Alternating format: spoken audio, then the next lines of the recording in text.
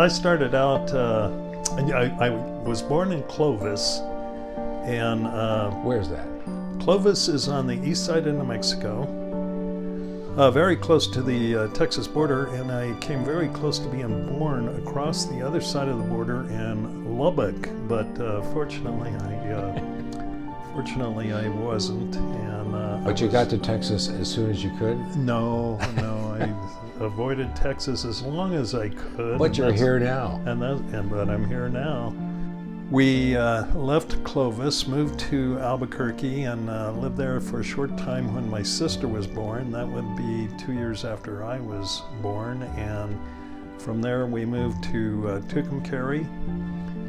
And Tucumcari is on the also on the east side of the state, about 90 miles west of Amarillo. And boy, I was dodging Texas all in my early life. So what was it like? What do you remember your first memories of that? You know, my first memories were of my, when we moved to Tucumcari, we lived in a little, very small Crackerbox of a house on Route 66, which ran through Tucumcari. And my first memories were of my sister bouncing in a swing that was hung between in the door jamb of the house, and she couldn't have been too old, but anyway, she was pretty much an infant, and I remember my earliest memory truly was playing under the kitchen table because there wasn't much room in that little house. We eventually, though, moved to 914 2nd Street in our home that we lived in there for 8 years, and it was a 2-bedroom, 1-bath with a garage in the back and an apartment. And so my early childhood was in Tucumcari, and it was good. It was a good experience by and large. Let's flesh that out some. So what was it like? Did you have, it was a big city, tiny city? Did you have dirt roads, paved roads, sidewalks? Well, Tucumcari was a very small town at the time, but certainly I think probably had more population than it does today, because what happened is Highway 66 was replaced with Interstate 40, and that bypassed the city by about a mile or two, and so consequently today, if you go back to Tucumcari, it's a pretty lonely place. Looks got cut off. Kind of like a ghost town. Got cut off. But I had a good experience there. We lived a block from the grade school that I went to, and my second grade teacher, Mrs. Wallace, lived next door to us, and she had a son that eventually became a dentist in Albuquerque, but he was one of the influences of my life, because he would throw me the football, and we just had a good experience there. I had a free run of the community, or the neighborhood, let me put it that way, there in Tucumcari, and so I had a lot of freedom. At age 6, I got my first dog that lived until I was 21.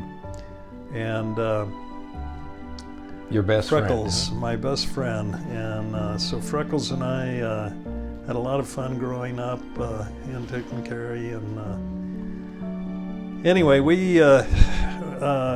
I was very much influenced by the fact that Tucumcari was primarily on the map for ranching, farming, and the railroad. The railroad came through just north of Highway 66, and was a big influence in the community at the time. I'm not sure it is now, but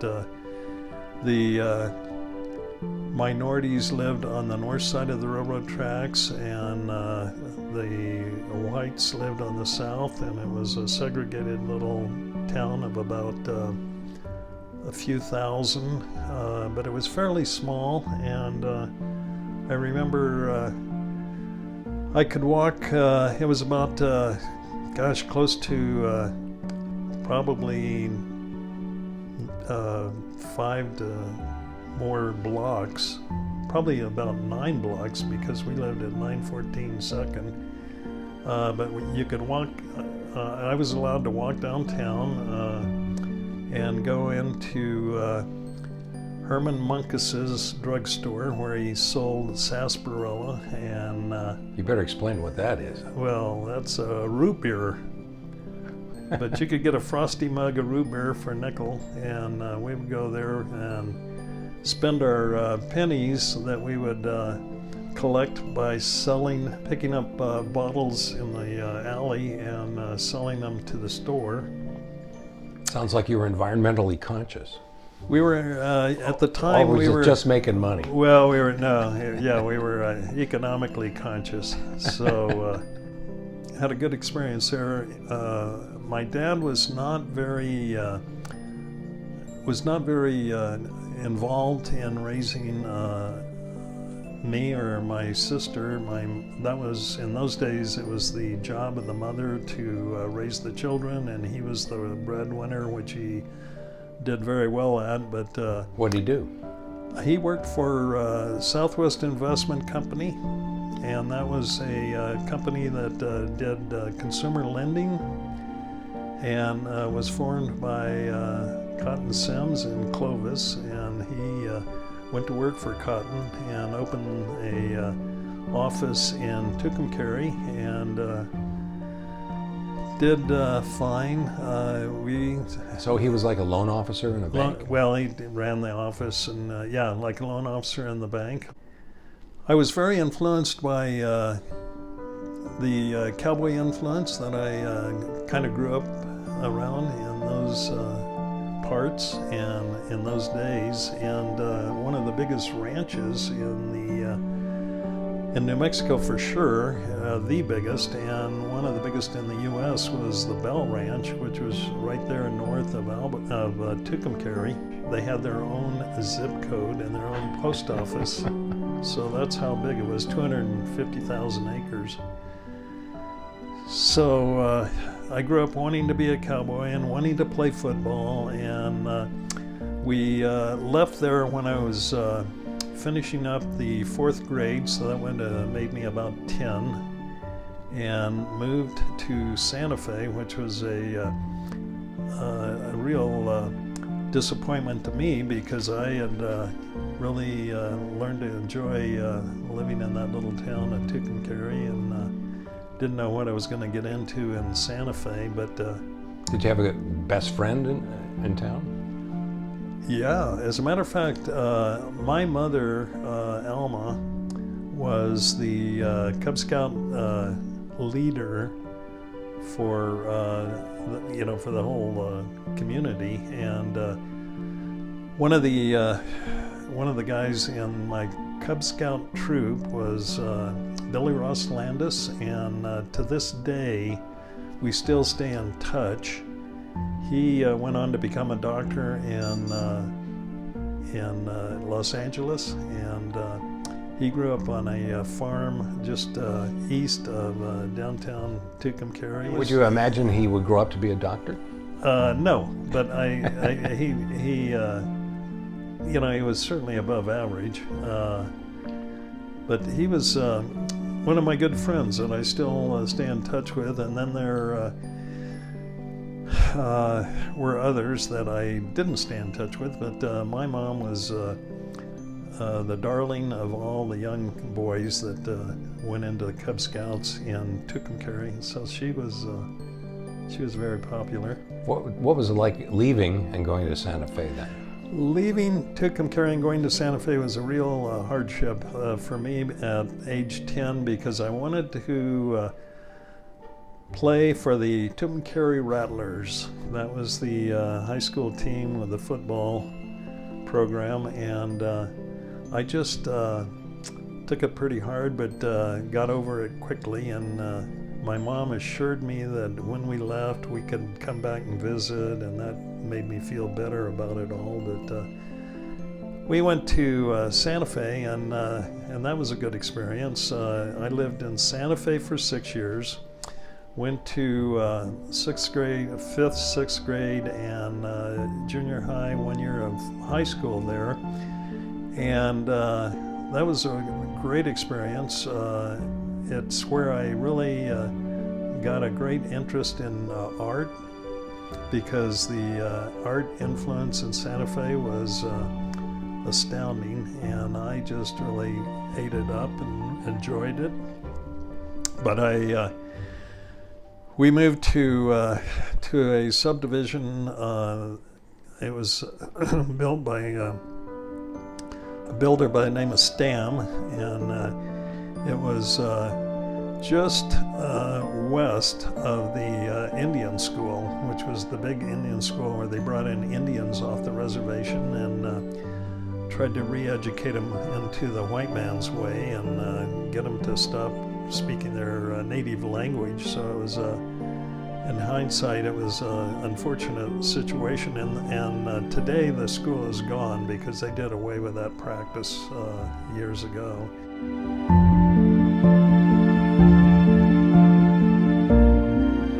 Worked out great. We had a good school, a good football program. You made the team? Oh yeah, I made the team. Your worries of moving and not being with the Rattlers vanished? Oh yeah, that's history. That went away very quickly, fortunately. So I played football there, and I did quite well and enjoyed it. And I had a bicycle when I moved there, 26-inch Schwinn, with a coaster brake on it and no gears. And I remember the first week we moved to Santa Fe, I was walking over to check out a giant arroyo that ran behind our development. And what's an arroyo? An arroyo is Spanish for ditch, or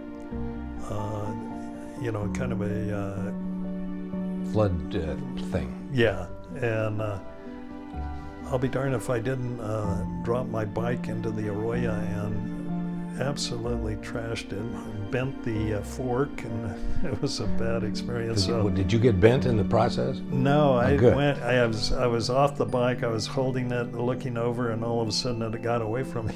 So it goes crashing into the arroyo, and I finally got it out and brought it home. It wouldn't work because the fork was bent, and a few other problems. And so my dad took it to the blacksmith shop there in Santa Fe and had them fix it and put it back together, and which they did. And but I mention it because we did a lot of bicycling and went all over the hills, which now would be south of Cerrillos Road, and just had kind of free reign for getting around and seeing and doing things, all over that area without the bicycle supervision. The bicycle represented movement and freedom. Freedom and excitement. We would play ditch 'em on bicycles in the neighborhood, where one guy would cut out and the rest would try to chase him and find him, and kind of like tag on bicycles. So we had a good time. But let's see. During how did the go ahead? No, well, during that time, I, in addition to football, I ended up with the Santa Fe Boys Choir, and every week we would go down to the Santa Fe Art Museum, which is what it is now. Then it was a performing theater type facility, and we would practice, and then we had a big concert at Christmas and sang all kinds of Christmas carols. There were the boys' choir was from.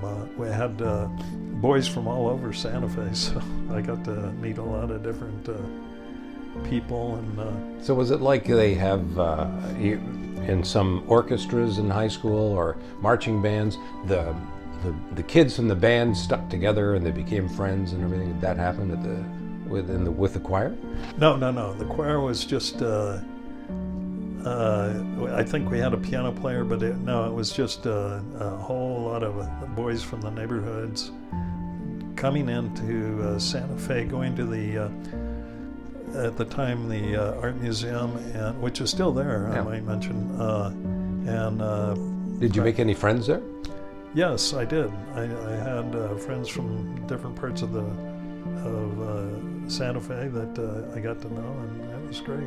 Think about morals that you want to pass on to future generations. Like the moral of the story of moving was that you had a fear and you overcame the fear and it went away. Or joining the choir must have been something that was kind of unusual. It wasn't top of mind. It didn't fit with cowboys and necessarily. No.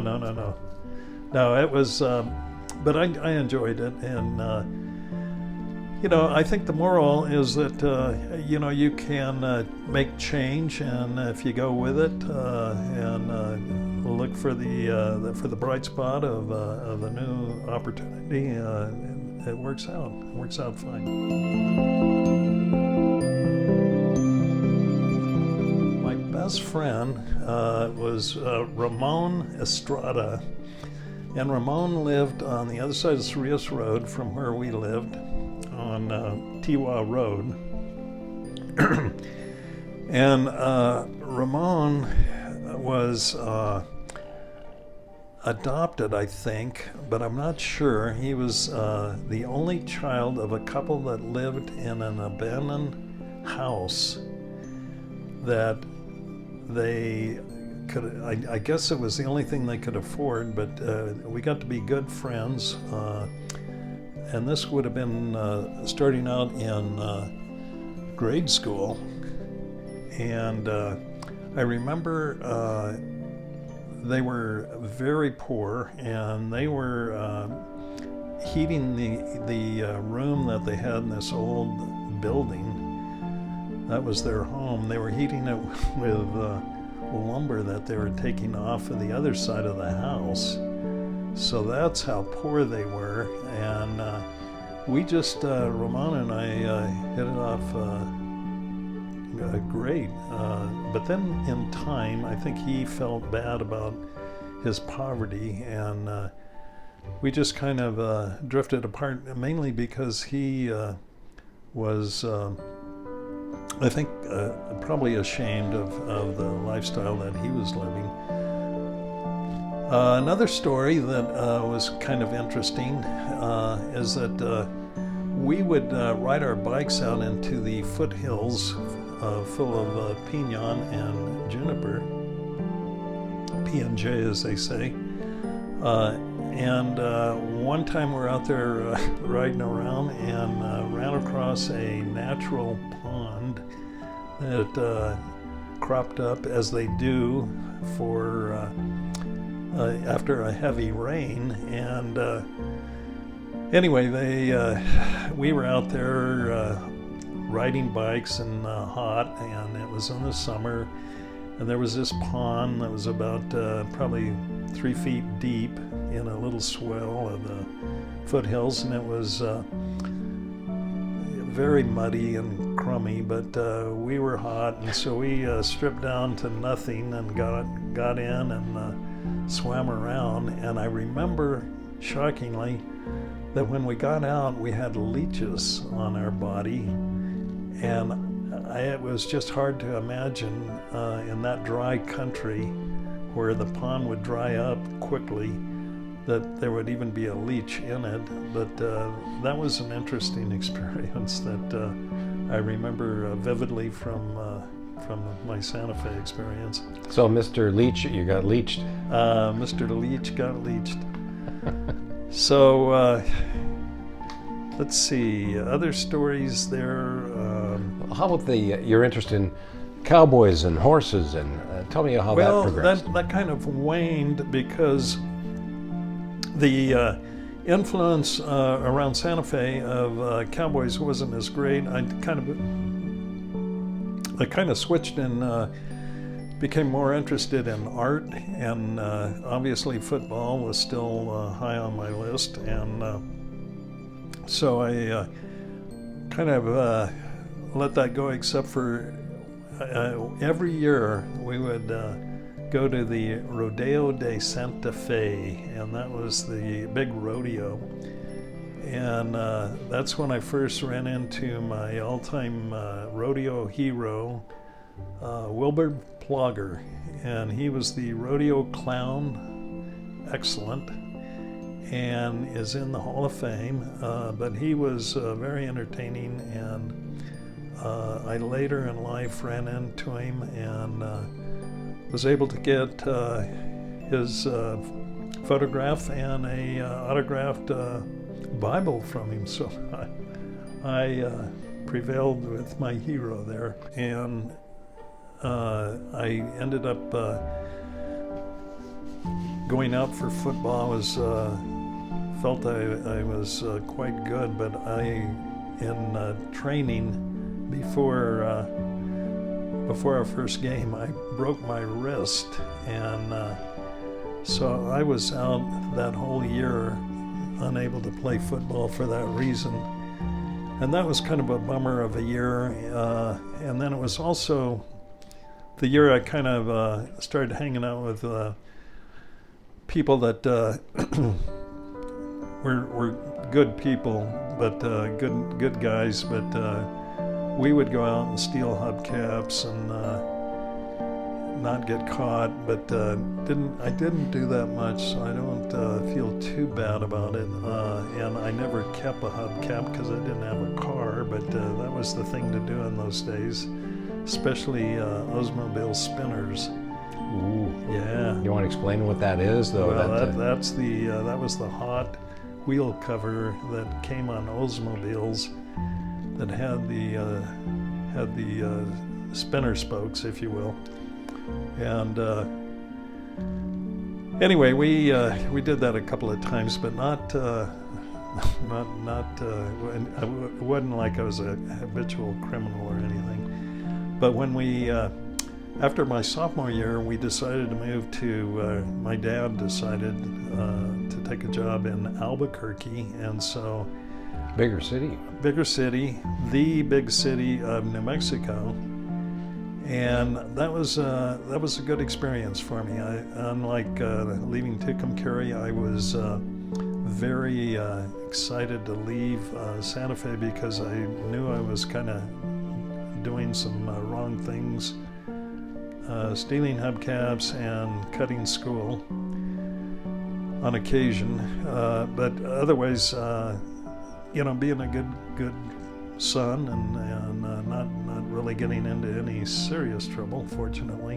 When I got to Albuquerque, it was a real blessing, and because it was a new life, a new start. And one of the exciting things shortly after I got there was the fact that I had an opportunity to buy my first car. And my first car was a 1940 Chevrolet businessman's coupe, and it was a magnificent automobile, and of course being the first car really was exciting for me. But I remember I was in bed sick with the flu, and my dad came in and said, "Hey, I found a car for you." And I said, "Gosh, I can't get out of bed. I'm too sick." He said, "No, you gotta."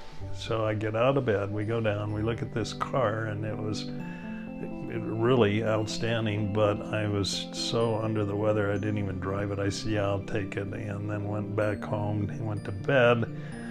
But the car was a real boon to me because it gave me transportation, allowed me to get to my job in the summers, and freedom, and it was a sexy little car.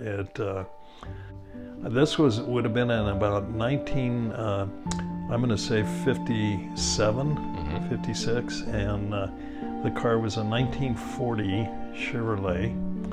So it was old, but it was in great shape and a beautiful car. And I really found that to be a real plus going to Albuquerque. Moving to Albuquerque was a real bonus for me. It allowed me to start anew. I remember starting my junior year at Highland High School, which was the big school, big prominent school with a big football program in Albuquerque at the time. And knowing I could make the team and do well, but since I was new and since there were so many people in that school, there were about 3,000. So, and it was crowded, but it was a good experience to start anew at Highland High School, because I wasn't in any cliques, didn't know anybody, was friends with everybody I met, and as a consequence, ended up really with a wide spectrum of friends that were in different cliques and different groups, and I wasn't isolated, if you will, to hang with just one clique, because that's how I'd grown up with these folks. Let me guess, you had the football guys, and then you had the art guys. And normally those two would not be mixing, and right. You know people in both of them. Exactly.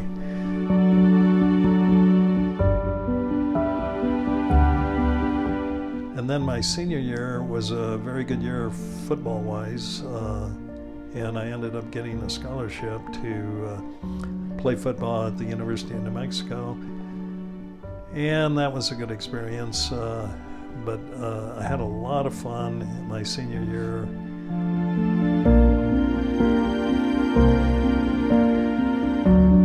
One of the objectives of my dad was to make sure that I was going to leave the nest early, I think, and he wanted me to have a job every summer, and from the age of 14 on, really. I had a summer job, and it was a 40-hour-a-week job. The first 40-hour-a-week job was with my Uncle Badger, and that was in his construction shop, and that was hard work, but and I got paid 50 cents an hour. What was so hard about it? Well, it was just hot, and you're dealing with heavy equipment, and everything you picked up was heavy. And do you have air conditioning? No air conditioning whatsoever. So I would have been, like 15, I guess, or 16. Sweating it out. And the 2 summers after that, I worked in home construction, and that was in the summers, and that was hot and sweaty also. So we were driving by a building, and there was a roofer on it, and you said, boy, that's the worst job you could have. Why? Oh, it was a terrible job, because in those days you had to carry these 50-pound squares, I think they called them, of shingles, asphalt shingles, up a ladder, dump them on the house, go back down and get another one. And while I didn't do that because I wasn't strong enough, frankly, these were the big guys that weighed 200 pounds and were beefy. They're the ones that did that, but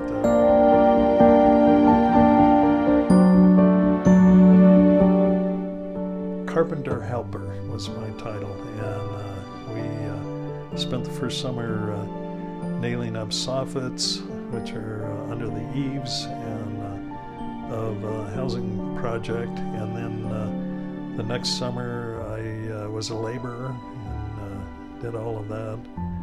Work associated with labor. Well, like wheelbarrows full of rocks type thing? You got it, yeah. Wheelbarrows full of rocks, and yard prep and cleanup and lumber hauling. Taking all the construction debris away? The debris away, just anything that required a laborer to do. What would you learn from that?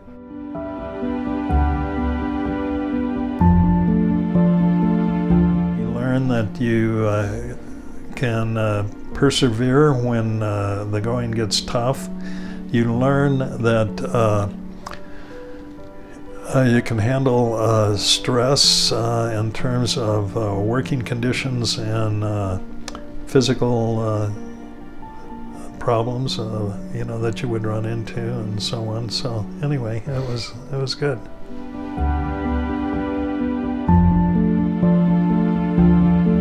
One of the big influences on my life was my Uncle Badger, which would have been my dad's brother, younger brother. And Badger was quite the contractor and man about the area, because he really didn't have an education, but was quite a hardworking individual that taught me a lot about handling pressure, because in the construction business there was always a lot of pressure, and I found his influence to be very influential for me. Give us some examples. Pressure to finish things on time, pressure to get the right price, pressure to quote properly. Well, he was always easygoing. I mean, there could be a raging fire around him, and he would be under control, know how to handle it.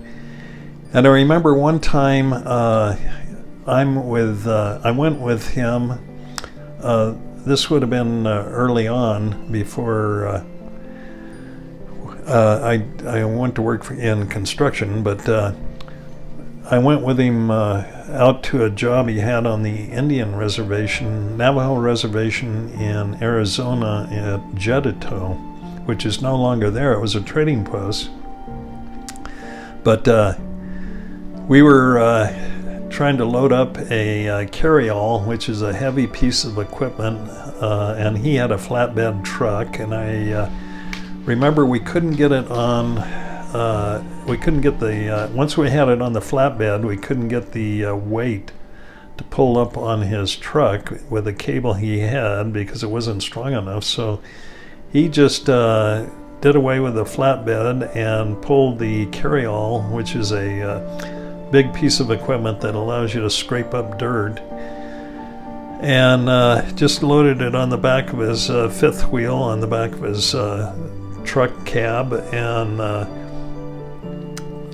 secured it, and we're off and running. And we're on a hill just north of Gallup on a 2-lane road, and he runs out of fuel in his one tank and didn't switch it over to his other one in time. And so he said, "Ed, grab something and flag down the traffic, because we're on a hill and they can't see us, and this is dangerous." And so I was amazed at how calm he kept me and himself. And sure enough, I grabbed one of the red flags off the piece of equipment and ran to the back of the stopped truck and started flagging down people to keep them from